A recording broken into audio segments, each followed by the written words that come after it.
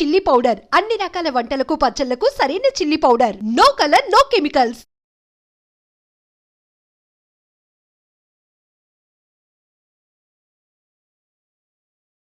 నమస్కారం, welcome to I dream. ధర్మ మార్గం విత్ విజిత కార్యక్రమానికి స్వాగతం.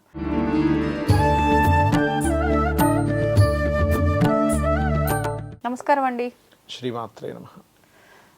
సాధారణంగా మనందరికీ రకరకాల కళలు వస్తూ ఉంటాయి. కొన్నిసార్లు పీడ కళలు, కొన్నిసార్లు ఏదో శుభకార్యాలు అయినట్టు, కొన్నిసార్లు ఎవరో చనిపోయినట్టు, ఒకటని కాదు ఇంకా రకరకాల కళలు అనేది వస్తూనే ఉంటాయి. ఒక్కొక్కసారి అసలు ఇది కళ అని కూడా అనుకోం, వాస్తవమేనేమో అన్నంత ఇన్వాల్వ్ అయిపోతాం కళలో కూడా. అయితే దీనికి సంబంధించి ఒక స్వప్న శాస్త్రం అనే ఒక, అది పురాణమో మరి శాస్త్రమో గ్రంథమో తెలియదు కానీ ఉంది అని చెప్పి అయితే విన్నాం. నిజంగా అందులో ఉన్నాయన్నీ వాస్తవాలేనా? అందులో చెప్పినట్టుగానే నిజంగా మన బయట ఏదైతే కళ వచ్చిందో అది జరుగుతుందా? దాని గురించి వివరించండి. చిన్న ఎగ్జాంపుల్ చెప్తాను, చూసే ప్రేక్షకులకు కూడా ఇదే అనుభవంలోకి వచ్చి ఉంటుంది. మనం ఏదైనా ఒక సీన్ ఒక నలుగురు కూర్చొని మాట్లాడేటప్పుడు అనిపిస్తుంది, అరే ఇది ఆల్రెడీ నాకు కళ్ళలోకి వచ్చింది, సేమ్ సిచ్యువేషన్. అవును, మీకు వచ్చిందా ఎప్పుడైనా? అనిపించింది. సేమ్ అదే పర్సన్స్, అదే లొకేషన్. అవును, ఇది ఆల్రెడీ నాకు కళ్ళలోకి వచ్చిందంట. కళ కూడా అనిపిది ఒక్కొక్కసారి, ఇదంతా ముందెప్పుడో జరిగినట్టు అనిపిస్తుంది అనుకుంటాం. జరిగింది అనిపిస్తుంది. అదేంటంటే ఆల్రెడీ మొత్తం రికార్డెడ్, యాక్చువల్గా ఎప్పుడు ఏం జరగాలనేది. అది స్వప్న రూపంలో ఒక్కొక్కసారి అదేదో ఫిలిం ముందుకి వెనక్కి వెళ్ళినట్టుగా వచ్చేస్తుంది మనకి. స్వప్నం అనేటువంటిది ఏంటంటే, ఇప్పుడు అట్లా వస్తుంది అన్నారు కదా, అన్నిసార్లు రాదు ఎందుకని? మరి కొన్నిసార్లే వస్తుంది. కొన్నిసార్లు వస్తుంది, రోజు వస్తే ఇంకేం అసలు ముందే తెలిసిపోతాయండి. కాబట్టి ఏంటంటే స్వప్నము అనేటువంటిది ఏంటంటే, మీకు అమ్మవారు స్వప్న రూపంలో, యాదేవి సర్వభూతేషు స్వప్నారూపేణ సంస్థిత, నిద్రారూపేణ సంస్థిత, లజ్జారూపేణ సంస్థిత, ఇట్లా చాలా ఉన్నాయి. అమ్మవారు ఏంటంటే కాపాడుకోవడానికి ముందుగా స్వప్న రూపంలో ఒక ఇండికేషన్ ఇస్తుంది. అంటే ఒక వ్యక్తి ఏదో ఒక బిజినెస్ పెట్టబోతున్నాడు, అంత చెడు స్వప్నాలు వస్తున్నాయి అంటే నేను ఎక్కడో రాంగ్ స్టెప్ వేస్తున్నాను, సో నేను చూసుకోవాలి, చెక్ చేసుకోవాలి. స్వప్నాలు కానివ్వండి, శకునాలు అంటారు, మనం బయలుదేరేటప్పుడు శకునాలు కానివ్వండి, నిమిత్తము అంటారు, మేము ఆస్ట్రాలజీలో వాడతాం నిమిత్తం. అంటే నిమిత్తం అంటే ఎలా అంటే, ఒక వ్యక్తి అడిగాడు, జాతకం లేదు ఏం లేదు, ఏమంటే మాకు పెళ్ళి అవుతుందా అని. ఇలా చూడగానే ఇద్దరు జంట కలిసి వస్తున్నారు కూడా, అవుతుందని చెప్పొచ్చు. అదే వ్యక్తి అడిగాడు, ఏమంటే మేము విడిపోతామా కలిసి ఉంటామా అని. నాకు ఒక సెంటర్ దగ్గరికి వచ్చి భార్య ఇద్దరు, ఆడ మగ ఇద్దరు విడిగా వెళ్ళిపోయారు సెపరేట్ రోడ్స్లో. అట్లా ఒకటి కాదు చాలా తీసుకొచ్చి, రెండు జంటలు ఉన్న పక్షులు ఒకటి ఎగిరిపోయి ఒకటి మిగిలిపోయింది. అంటే ఇండికేషన్ అంటారు, నిమిత్తము అని. ఒకసారి ఇలాగే ఒకసారి నేను ఒక కాలేజ్ దగ్గర ఉన్నప్పుడు మా ఫ్రెండ్కి ఫోన్ వచ్చింది. ఫోన్ వచ్చి ఇట్లా హెల్త్ బాగాలేదంట, అది లౌడ్ స్పీకర్లో పెట్టి వింటున్నాడు. ఇలా ఆకాశం వైపు చూడగానే మబ్బులన్నీ విడిపోయి సూర్యుడు బయటకు వచ్చాడు. నేను వెంటనే ఏం చెప్పానంటే, వెంటనే వాళ్ళకి ప్రాబ్లం క్లియర్ అవుద్దని చెప్పండి అన్న. అంటే ఒకసారి నేను మీకు ఫోన్ ఇస్తాను అని నాకు ఇచ్చాడు ఫోన్. అమ్మ ఇప్పుడు నిమిత్తం పరంగా సీరియస్, చాలా ఇంకా కష్టం అంటున్నారు, కానీ రేపటికి మొత్తం క్లియర్ అయిపోద్దని చెప్పాను. రేపటికి క్లియర్ అయిపోయింది. అయిపోయాక ఈ వ్యక్తి వచ్చి అడిగాడు, ఎట్లా చెప్పావు, జాతకం లేదు కదా అంటే, దాన్ని నిమిత్త శాస్త్రం అంటారు. అంటే ఇప్పుడు మీరు చెప్పేటప్పుడు అక్కడ ఉన్న పరిస్థితుల్ని బట్టి వాళ్ళకి పాజిటివ్ అవుతుంది, నెగిటివ్ అవుతుంది, తెలిసిపోతుంది, ఖచ్చితంగా తెలుస్తుంది. ఆ ఇండికేషన్ వాళ్ళకి సంబంధించింది అనేది ఎట్లా తీసుకోవచ్చు? ఆస్ట్రాలజర్కి నిమిత్తం గురించి మనం సర్చింగ్లో ఉన్నప్పుడు అది చూపిస్తుంది, ఖచ్చితంగా చూపిస్తుంది. Okay okay. ఒకరోజు ఇట్లాగే వెహికల్ మీద వెళ్తుంటే ఒక అతను లోన్ వస్తుందా అండి అంటే, బస్ వెనకాతల రాసింది మనప్పురం గోల్డ్ అని సంథింగ్ వస్తుందండి అన్న. అట్లా ఏంటంటే ఒక్కొక్క ఇండికేషన్స్, దీని మీద ఒక పెద్ద స్టోరీ ఉంది నిమిత్తం మీద. అంటే స్వప్న శాస్త్రము, నిమిత్త శాస్త్రము, శకున శాస్త్రము.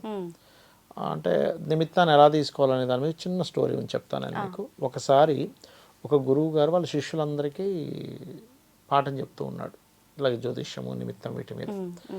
ఒక ఆవిడ పరిగెట్టుకొని వచ్చింది, ఏమండి మా అబ్బాయి పొద్దున్న వెళ్ళాడు కనిపించట్లేదు, ఏంటో అర్థం కావట్లేదు అనగానే వెంటనే శిష్యుడు లేచి అలా చెప్పి అలా వచ్చింది. అంతట్లో గురుపత్ని వచ్చి బావిలో బకెట్ పడిపోయిందని చెప్పింది. వెంటనే శిష్యుడు ఏం చేశాడు, ఇంకేమైంది కట్ అయిపోయింది కదా, సో మీ పిల్లడు ఇంకా రాడమ్మా అని చెప్పేసింది. చెప్పంగానే చెప్పేశాడు అతను.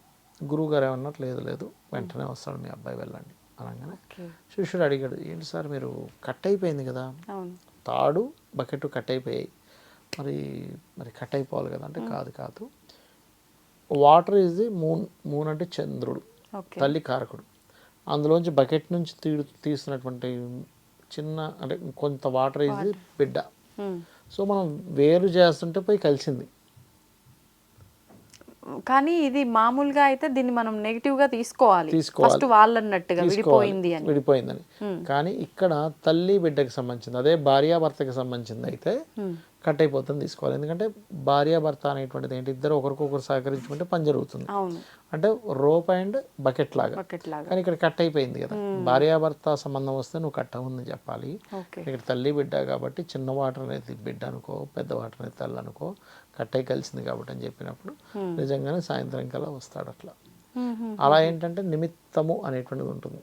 Okay okay.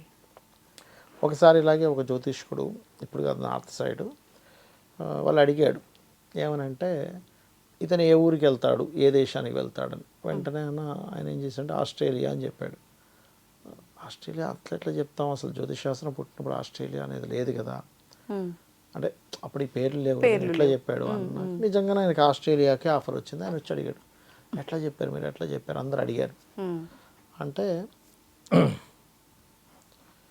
ఆ రోజు సరిగ్గా నేను చెప్పేటప్పుడు పక్కనున్న వ్యక్తి ఆ ఆస్ట్రో లే అని అన్నాడు. సిగరెట్ ఇది ఉంటుంది చూసారా, ఆస్ట్రేలియా అంటే ఆ యాష్ వేసేటువంటి తీసుకున్నాడు అనేటువంటిది వచ్చింది. ఆ నిమిత్తాన్ని తీసుకొని నేను ఆస్ట్రేలియా అని చెప్పాను అన్నాడు. ఓకే. అట్లా నిమిత్తం అనేటువంటిది ఉంటుంది. అలాగే స్వప్నం కూడా ఏంటంటే స్వప్న శాస్త్రానికి కొన్ని కొన్ని ఉన్నాయి. ఇప్పుడు మామూలుగా ఏమంటారు, సైంటిఫిక్గా ఉండేవాళ్ళు, మీరు సైన్స్ చదువుకున్న వాళ్ళు కానీ డాక్టర్స్ కానీ ఏమంటారు, మీరు చూసింది మాట్లాడేది ఇవే వస్తాయంటారు. నిజమే, అది అందులో ఎటువంటి డౌట్ లేదు. ఎందుకంటే స్వప్నశాస్త్రం కూడా ఆ సిస్టమ్ ఇచ్చారు. చూసింది, మాట్లాడింది, అనుమానించింది, ఊహించుకున్నది, మీరు పొద్దున్నంతా చూసిన అనుభవం కళ్ళలోకి వస్తే దాన్ని తీసుకోవద్దని చెప్పారు. అనారోగ్యంతో ఉన్నప్పుడు వచ్చే స్వప్నాన్ని కూడా తీసుకోవద్దు పక్కాగా అని చెప్పేశారు. అంటే మనకు ఆరోగ్యం బాగాలేనప్పుడు ఉండేటువంటిది తీసుకోకూడదు. అలాగే ఏ సమయం నుంచి ఏ సమయం వరకు వస్తే ఎలాంటిది, రాత్రి 9 నుంచి 12 లోపల వచ్చింది, ఒక సంవత్సరం 6 నెలలు అవుతుంది, 12 నుంచి 3, ఒక 3 to 1 month, 3 నుంచి 5, ఒక 1 month లోపల, 15 days లోపల, తెల్లవారుజామున వచ్చింది, ఒక 10 to 7 days లోపల అయిపోతుంది. అంటే ఖచ్చితంగా అవుతుంది. మరి ఇప్పుడు నెగిటివ్గా ఇప్పుడు అవుతుంది అన్నారు కాబట్టి నెగిటివ్గా వచ్చింది అనుకోండి, అది నెగిటివ్ అవుతుంది అని అనుకుంటాం, అది నిజంగా అవుతుందా? అంటే మీరు ఇంత ముందర టాపిక్లో అన్నిసార్లు అది నెగిటివ్గా వచ్చినా నెగిటివ్గా అవుతుందని చెప్పలేము అన్నారు. ఎగ్జాక్ట్లీ. మరి దాన్ని ఎలా అర్థం చేసుకోవచ్చు అంటారు? చెప్తాను. ఇప్పుడు ఇక్కడ ఏంటంటే ఏదైనా ఒక నెగటివ్గా వచ్చింది స్వప్నం, ఇది బాగా కంగారు పడ్డట్టుగా వచ్చింది, నిద్ర లేచి కాళ్ళు చేతులు కొట్టుకొని నిద్రపోతే మళ్ళీ అది పాజిటివ్గా వస్తే ఆ స్వప్నం క్యాన్సిల్ అవుద్ది. ఇప్పుడు నెగిటివ్ని పాజిటివ్ని ఎలా కనిపెట్టాలో కూడా చెప్తా. కొన్నిసార్లు పాజిటివ్గా వస్తుంది, వాళ్ళకి మంచి పుష్పాలు వచ్చాయి, ఏనుగు ఆశీర్వదించినట్టుగా వచ్చింది, ఇట్లా చెప్తుంటారు, చాలా చెప్తారు.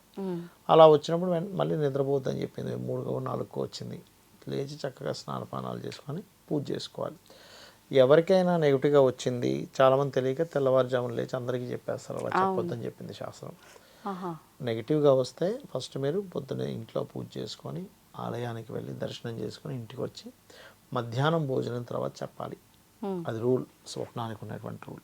ఎందుకనండి అట్లా? ఒకవేళ చెప్తే అది మంచి అయితే మంచి ఫలించదు, చెడు అయితే చెడు ఇంకొంచెం ఎక్కువ అవుతుంది అంటారు. అంటే చెప్తే ఫలితం ఉండదని. రెండవది ఇంకోటి ఏంటంటే గజేంద్ర మోక్షం కానీ, లేకపోతే మనకి త్రిజట స్వప్న వృత్తాంతం అని ఉంటుంది, అది కానీ ఇవి చదువుకోవాలి. రామాయణ మహాభారతాలు చదువుకుంటే దాని దోషం పోతుంది. గజేంద్ర మోక్ష ఘట్టాన్ని ఒకసారి ఊహించుకున్నా కూడా పోతుంది ఆ దోషం అనేటువంటిది. అయితే ఇక్కడ ఏంటంటే ఆ స్వప్నం ఎలా వచ్చింది ఇస్ మోస్ట్ ఇంపార్టెంట్. ఆవు వచ్చింది, ఆవు పొడుస్తున్నట్టు వచ్చిందా, నార్మల్గా చక్కగా ఉందా, గుడ్. పొడుస్తున్నట్టు వస్తే మంచిది కాదు. అలాగే ఒక కొండ మీద ఎక్కుతున్నట్టు వచ్చింది, మంచిది. పడిపోతున్నట్టు వస్తే మంచిది కాదు. అంటే ఆ స్వప్నం ఎలా ఫామ్ అయింది ఈజ్ మోస్ట్ ఇంపార్టెంట్. అది ఖచ్చితంగా దాని ఫలితం ఉంటుంది. దానివల్ల ఆ వ్యక్తి దాని ఫలితాన్ని 100% చూస్తాడు, ఇంకా అందులో డౌట్ ఏం లేదు. ఓకే, ధన్యవాదాలండి. శ్రీమాత్రే నమః.